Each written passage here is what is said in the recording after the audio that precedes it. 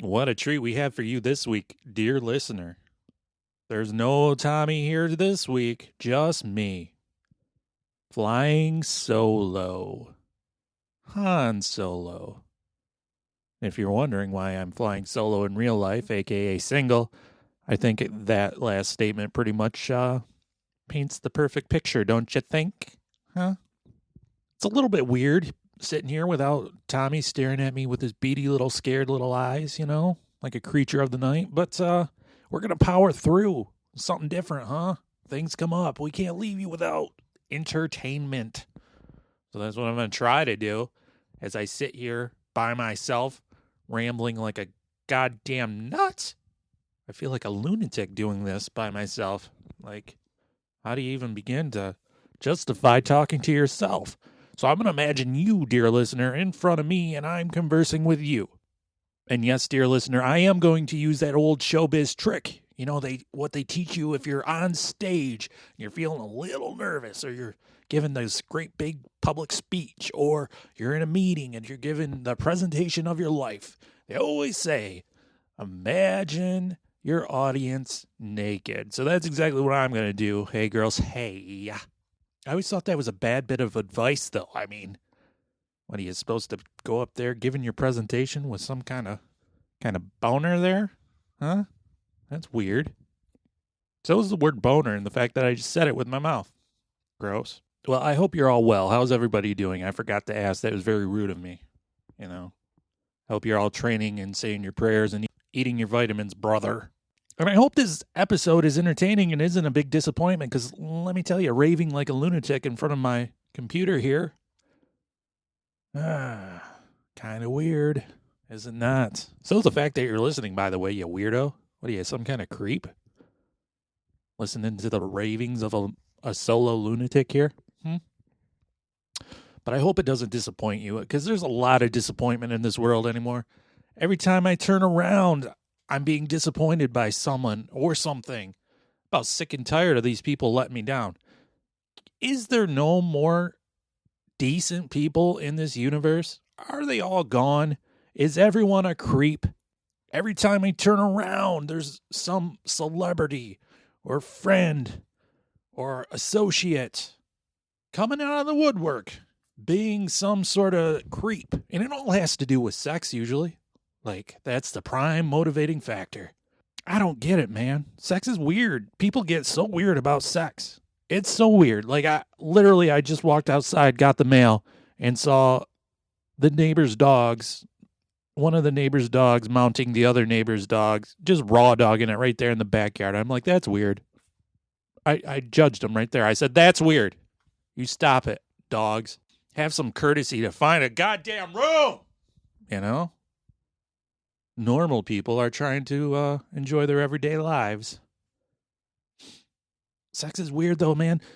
Everybody's got some weird quirk anymore that comes... Robert Kraft, ancient owner of the Patriots, soliciting prostitutes, allegedly. What are you doing, you old creepy man? I had a friend recently that really... Man, I thought he was the biggest Boy Scout in the world. I did. And then it comes out of the woodwork. Not so much. Can anyone else hear that ticking clock? There's a clock in the pod shack right now that's ticking like madness right now. It's so loud. I can't even believe it. Hopefully you can't hear that. I looked up to this guy, though. Like, I thought he was the best man. No, not so much. Stop being creeps, people. That's the bottom line. That's the long and short of it. If you're about to do something and the thought crosses your mind, well, this might make me out to be a piece of shit. It's probably going to make you out to be a piece of shit. So don't do it. Live your life shit free, would you? Before you do anything in this world, what you should do is imagine the face of your beautiful mother, and whether or not the action you're about to take, or the thing you're about to say, or the thing you're about to text, or that dick pic you're about to send, would put a frown on her face. And the answer is yes, then don't do it. Don't do that thing. Make your mama proud, would you? Make me proud. I'm sick of you people. God damn it. Be decent for once. Treat each other decent for once. Is it so hard to go about your everyday existence without being a piece of garbage? Apparently so. Disappointments, though. It was an eventful day yesterday, dear listeners. I worked both jobs. I was both a miserable retail slave and a respectable member of society, you know. Really leaving my mark on this world. And at my more respectable job, I fixed a laser printer. Have you heard of these things? That impress you at all? Laser printer? Fixed it? I'm a man of many talents, a jackass of all trades, okay? Be impressed. I'll allow it. Let the all wash over you. Let it flow back. And now listen very carefully. I'm very disappointed because when I was a kid, I was led to believe that lasers were going to be the most dangerous thing that I'd ever encounter. Lasers were so dangerous and badass that everyone wanted to be in front of that laser background in their school pictures because it was the coolest thing. Here's a sad little fact you may not know about your lovable host here. I never got my pictures taken in front of those lasers. It cost a little bit extra. My mom and dad were like, oh, no. Not loosen up the purse strings for that. I mean, couldn't you kick in a couple quarters or something? Just so I could be relevant and cool, Mom and Dad. I went my entire life without being in front of a laser background. Like maybe I could hit up Max at the Sears Portrait Studio and have me set up with some badass laser background to rectify this horrible tragedy. I don't know if there's a Max that works at a Sears Portrait Studio, but I would imagine so. Seems like a very Sears name, Max. How could I ever consider myself to be a true man without having a laser background in at least one of my school pictures? It would have been great with my large glasses, super mullet, stupid striped shirt. Yeah, I had fashion sense even back then. Lasers are everywhere now, like laser printers. They be printing my words. Laser pointers, they antagonizing kittens all across this great nation of ours. LASIK, that's using lasers to fix your broke-ass eyes. Hell, you can even get all that gross hair lasered off your back. Tommy. You know, he's not listening probably, so he'll never take that advice. Remember G.I. Joe? Did you ever watch that cartoon when you were a wee lad or lass? So it was if you don't know, if you live under some sort of stupid rock, G.I. Joe was a cartoon about this special forces army taking on a group of terrorists. But they didn't use bullets and grenades. Like, I don't know. Apparently they didn't want to show the horrors of war in this cartoon. Like, I don't get it. You don't want people getting shot in the head with bullets or being set on fire with flamethrowers? You don't want a group of 8-year-olds to see that? Huh? So do you know what they used instead? Lasers. Blue and red lasers. You know, they were shooting each other with lasers. But apparently I had it all wrong. I always thought the lasers were supposed to kill or maim or hurt your enemy. But maybe they were doing each other a favor. Shooting those lasers all over the place. Oh, you just burned off my chest hair and fixed my eyesight at the same time. Thanks, Cobra. I guess I had it all wrong. Maybe you wanted to leap out in front of a laser and fix that unibrow of yours. So if you're keeping track, that's only 2 things in this world I've ever gotten wrong. Most people and lasers. Completely wrong about both. Oh boy, I think we did it. I think we got through this cold open of this solo show, this sholo. Jesus Christ. Drop that beat, D-boy. Put it in.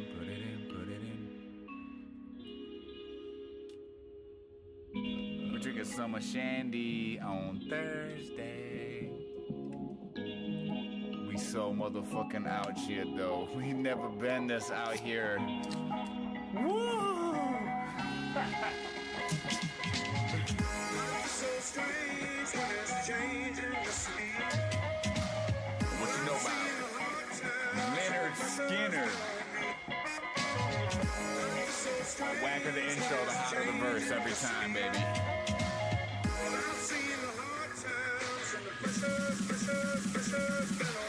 Well, I've been working like a working man do. Got my act together, gonna walk all over you. Pressure pushing down on me, pushing down on you. Shit, let's raise the roof. Woo! About time, it's the era of the rebels. Cloud 9 in the air up in the vessels.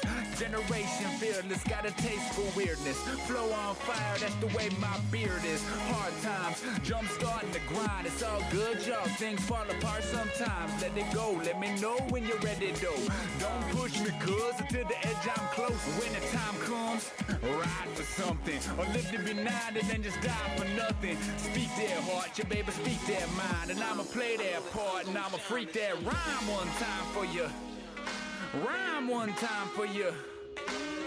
I'm an island, man. There ain't nothing else by me, man. And I drink enough whiskey to float a battleship around this bitch any motherfucking how. Wow.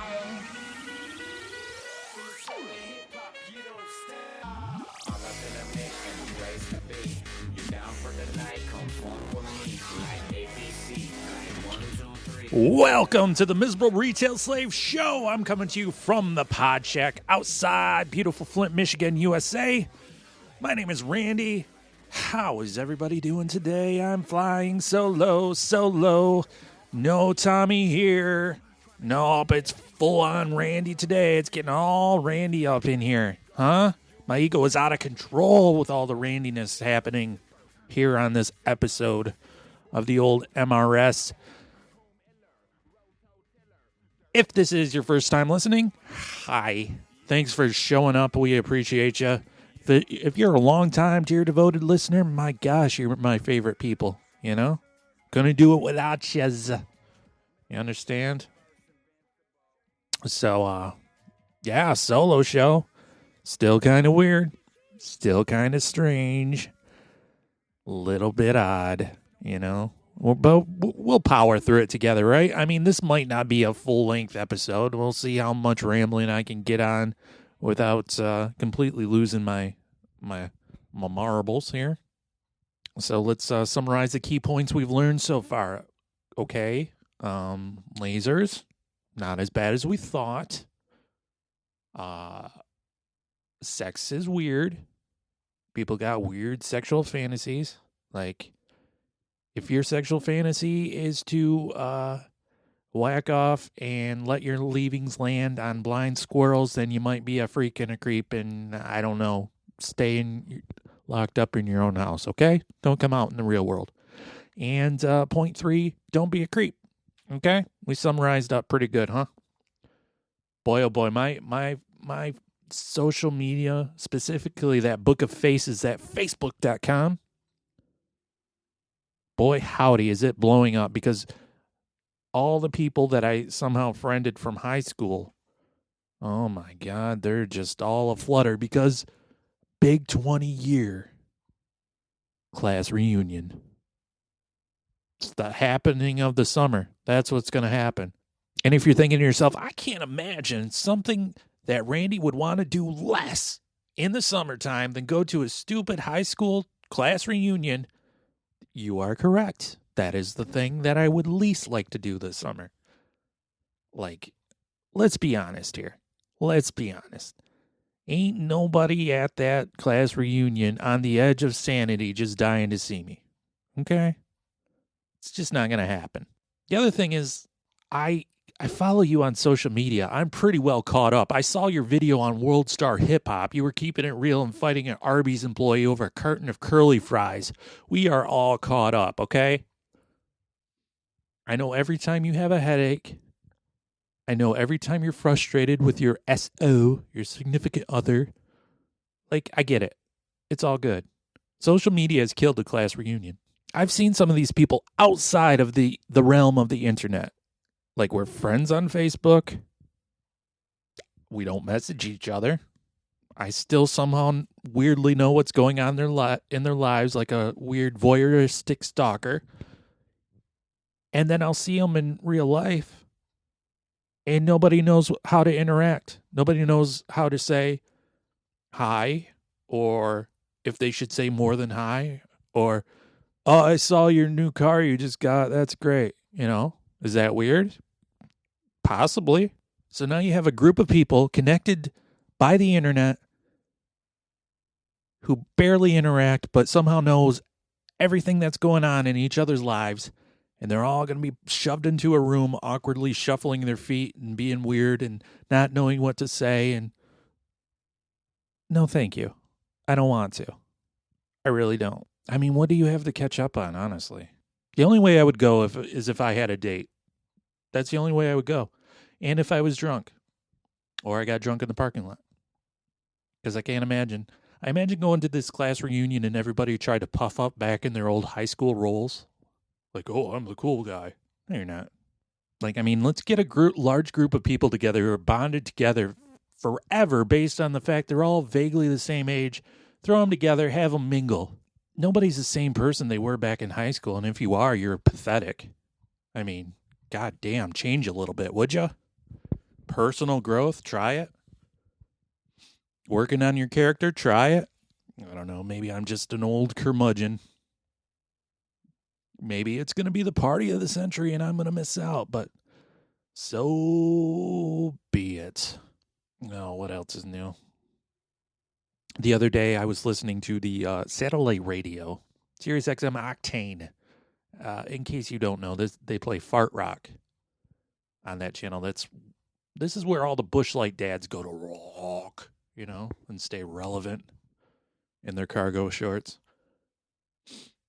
And I call it fart rock because it's basically just like jingly guitars and lyrics about nonsense, and it's not like meaningful game-changing material like my first single from Narcfist, which I played a while ago. I feel like we need to revisit that right now. 1, 2, 3, 4. This is my angry punk rock song. My mom don't get me at all. This is my angry punk rock song. My mom don't get me at all. This is my angry punk rock song.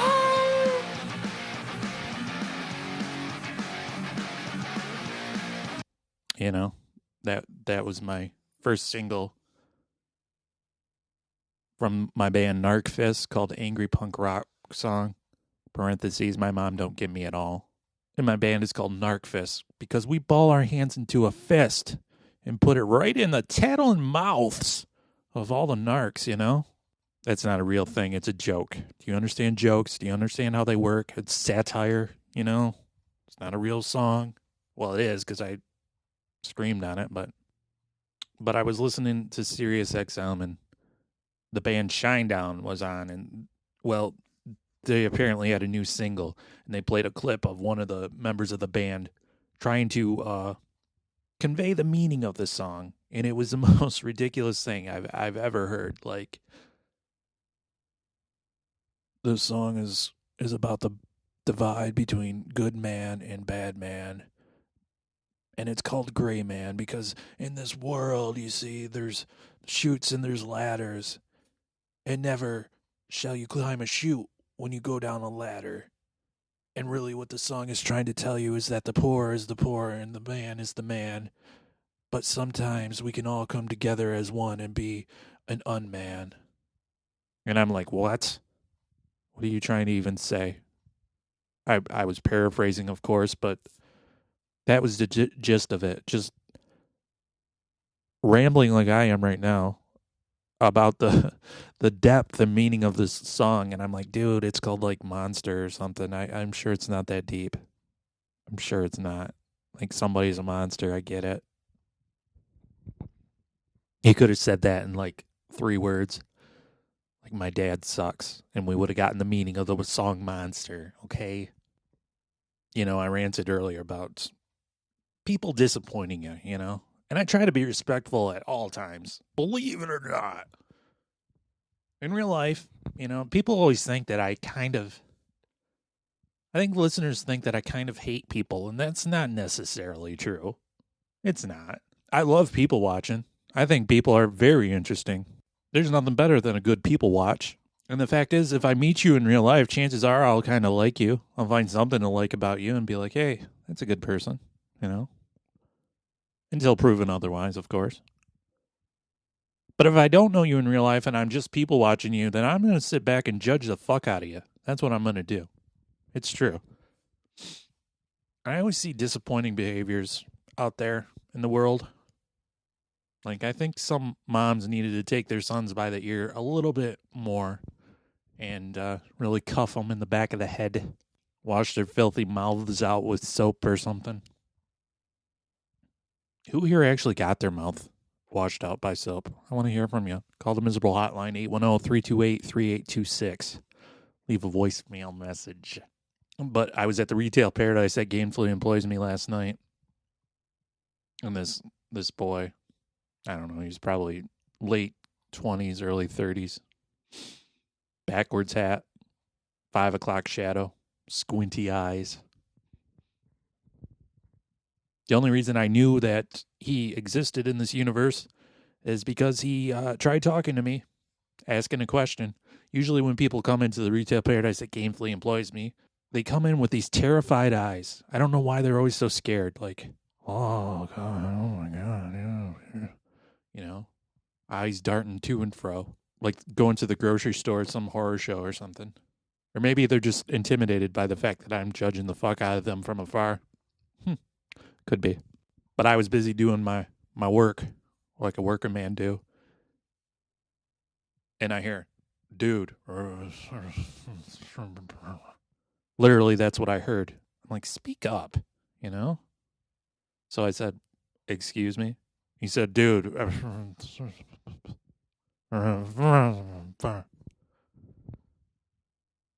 I'm like, can you form syllables with that stupid mouth?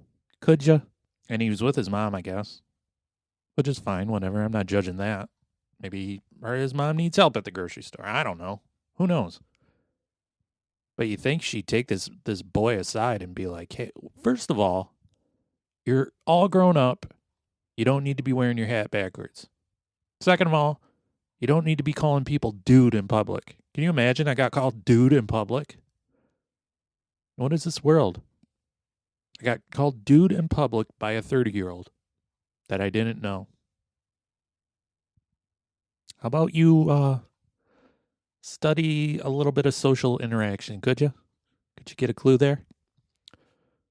But I can't believe this mom hasn't taken this boy aside and said, boy, put your hat on the right way, shave that face, don't be a mumblefuck when you talk, and act right.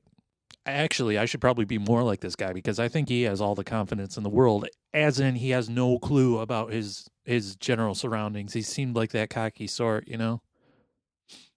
He had a sort of walk about him, more of a gallop, really. I found out that he was looking for mushrooms. I'm not sure if he realized that the mushrooms we sell at the store aren't the psychedelic kind, but whatever. He got them. He's going to try, I guess. I gave him the mushrooms. He goes, thanks, dude. And then he galloped away. And then I watched. I happened to look up as he was leaving the store. I saw him trot by. Not a care in the world, this guy. He kind of had that air of confidence about him, but it wasn't really confidence. It was blissful ignorance. And I think that's good sometimes. I think everybody could use a little bit of blissful ignorance in their lives. I'd be a lot better off if I didn't overthink everything and was a little bit more blissfully ignorant. Case in point, here's a segment I like to call Catfish of America. Thank you, disembodied Tommy's voice on the soundboard. This is Catfish of America. This is going to be a little bit different installment of the COA, the Catfish of America. Usually in this segment, we look at obvious random catfish from the online dating site.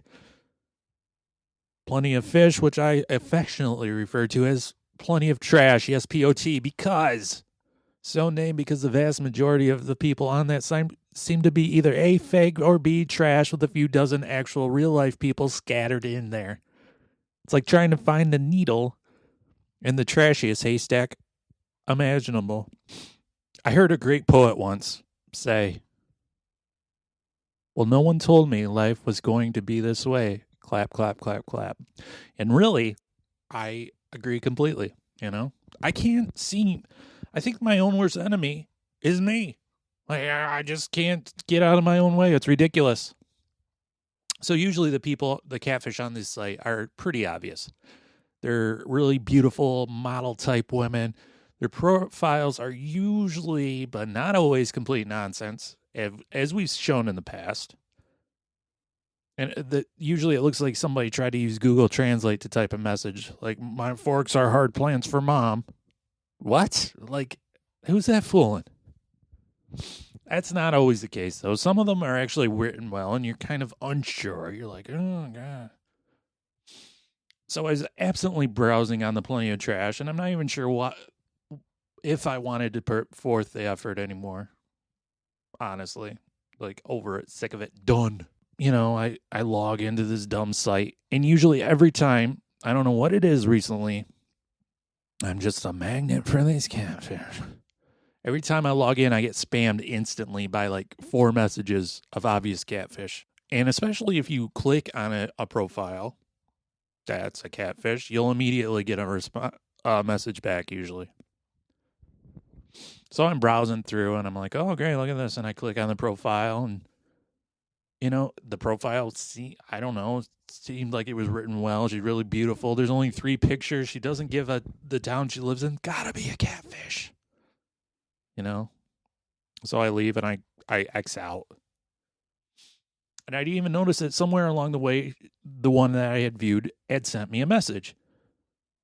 And as I said, literally every time I get onto that site, I get carpet bombed by 4 or 5 catfish immediately. And most of them say, hey, dear, what's up? And this did not say that, but it was just a short message. And I think, great, what do I do now? Because I'm not sure if she's a catfish. And I want to wish she's not a catfish. So what do I do? So I send a message back. That's what I do. Because I'm like, I'm going to see what's going to happen. I don't remember what I sent back, but it was probably, knowing me, something hilarious. You know, just a funny, witty guy I am. She doesn't respond back till the next day. But she did respond back, and it was written well. And I'm like, You know, I'm thinking, is she or is she not a catfish? Like, it's some great conspiracy theory. Like, some shadowy organization is trying to really get to me. Some angered fan of the show, perhaps, is trying to really stick it to me. Oh, wouldn't it be a great practical joke if I catfish this motherfucker? Because usually my go-to move when I start talking to somebody on these sites is I Google them just to find a social media site or something to confirm they exist. This one I couldn't find a single thing. And I'm like, God damn it. So the paranoia is really setting in, you know? Like, what do I do? What do I do? What do I do? What do I do? What do I do? But at the same time, I'm actually really excited about this because she's engaging in conversation and she's gorgeous and hey, girl, hey, you know? So she sends me a message that says something along the line of, you don't seem like a creeper, and hopefully I'm not wrong about this. You don't turn out to be a creep, but here's my number if you want to text instead. And I'm like, God damn it. What do I do here? Like, do I send her a text and immediately some big fat hairy man named Roger sends me a nude self-portrait of himself, and then I've been had and I'm the laughing stock of the universe? But I roll the dice. I'm like, okay, let's do this. And the first thing I say is, well, I ask her for a selfie because I think she might be a catfish. This is what I say because I'm a fucking idiot, you know? I feel like the biggest dork. The biggest dork. That's what happens when you overthink things sometimes. Sometimes, like I said, could have been like mumbling dude, bro. Could have just been like blissfully ignorant. Just roll with it. Oh, Randy can't roll with it. Randy's got to overthink everything. So then we text back and forth a little bit. She did send me a selfie. Yeah, it was her. But, man, that can't be a great first impression, right? So the next day, we talk a little bit in the morning, text back and forth. And right as I'm about to walk into the retail paradise that gainfully employs me, she calls me. Like, I'm almost late to work. So I'm like, oh, I'm just about gotta go to work, gotta be can't be late. I just seem like the biggest fool, you know? Here she is. She calls me on the phone, wants to chat. I can't because I'm going to work. Seem like the biggest fool. Dropping the ball left and right, left and right, left and right. This is what I do. This is what I do. It's like I have a big cloud of misfortune over me, you know?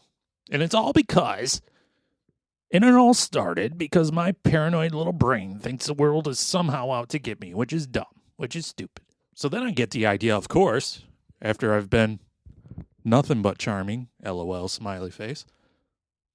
I get the idea that I need to ask her out because honestly, one day of talking to me and acting a fool and accusing her of being a catfish and generally acting like a paranoid, schizophrenic, unstable sociopath is a good way to get a person to like you. So obviously that's the move. You ask her out, you know. Instead of just being myself and seeing what happens, I try to force the goddamn issue.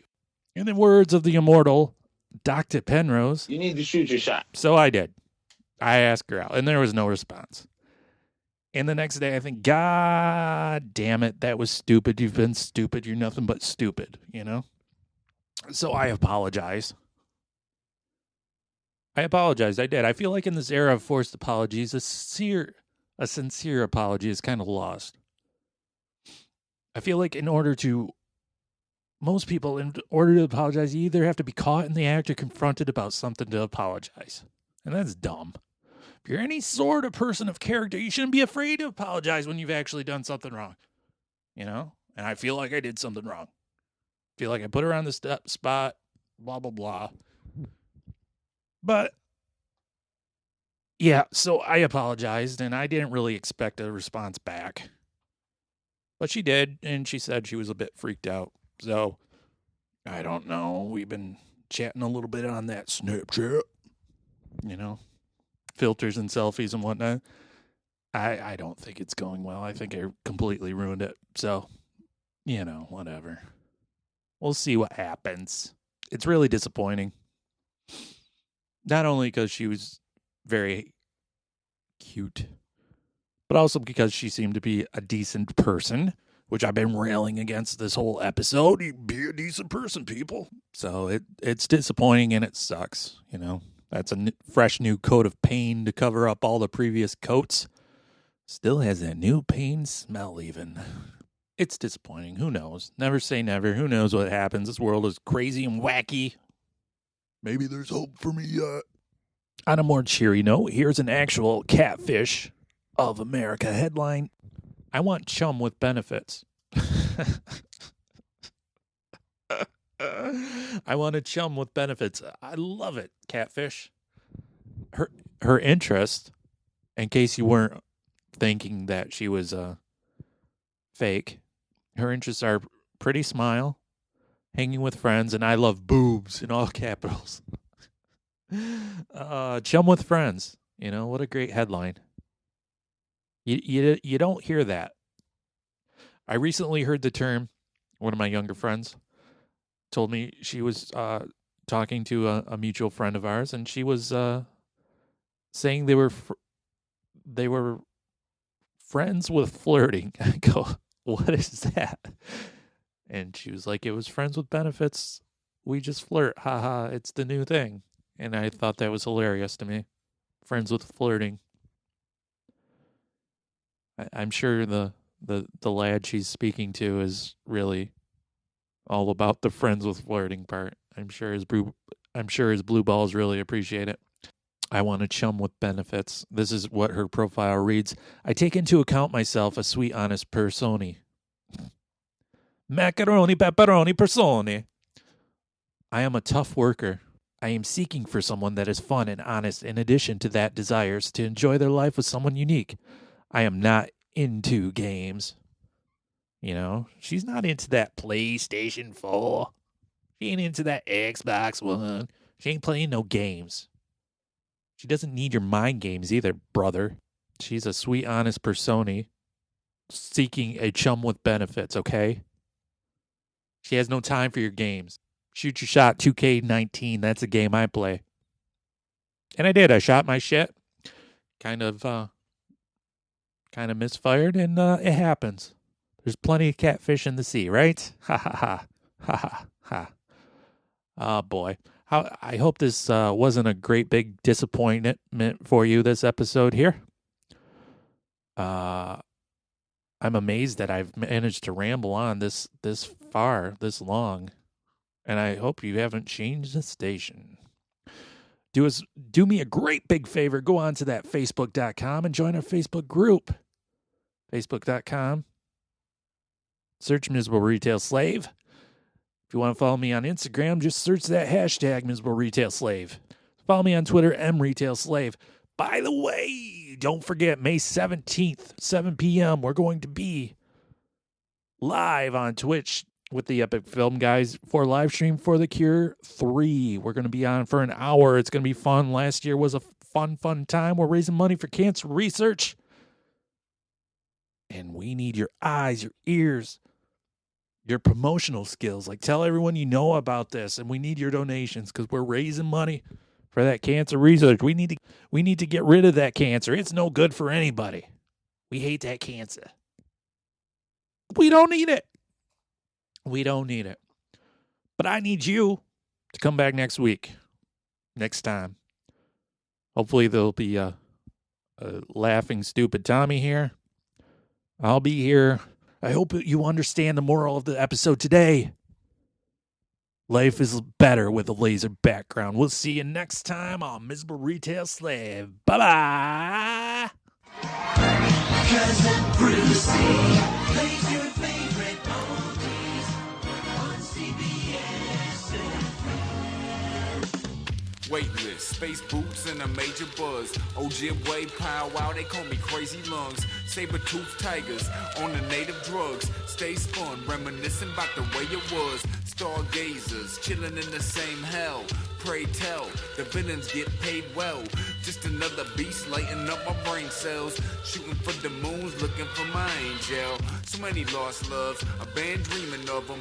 Feeling lifeless, the buzz got me scheming again. Broke a couple hearts in these timberlands.